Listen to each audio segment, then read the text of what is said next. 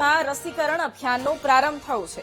રાજ્યના બાળકોને ત્રિગુણા રસીનો બીજો ડોઝ અપાશે। ધનુર ડિપ્થેરિયા રસીકરણ અભિયાનનો પ્રારંભ થયો છે।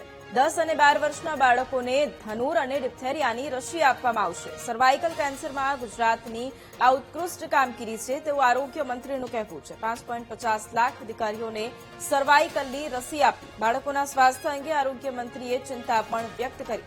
બાળકોને બહારના પેકેટના નાસ્તા છોડીને ખાવા પીવાની ટેવ સુધારવાની અપીલ કરી। કુરકુરે ન ખાવ, ઘરની રોટલી ખાવ તેવું જણાવ્યું।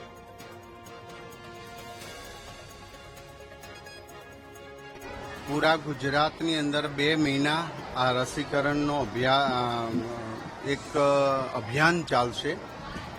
12+12+12 एम कुल 36 लाख बाळको सुधी आ रसी आपवामां आवशे।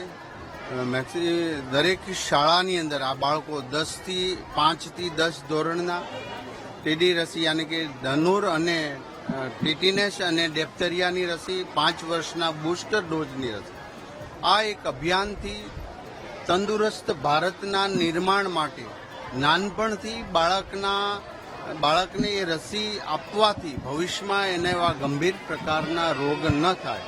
આજે પોલિયો નાબૂદ થઈ ચૂક્યો છે। શીતળા વગેરે ગંભીર બીમારીઓ જે માણસને વ્યક્તિને દિવ્યાંગ બનાવી દેતા હતા એવી બીમારીઓને રસી દ્વારા આપણે પૂર્ણ નષ્ટ કરી દેવા સફળતા પ્રાપ્ત થઈ છે।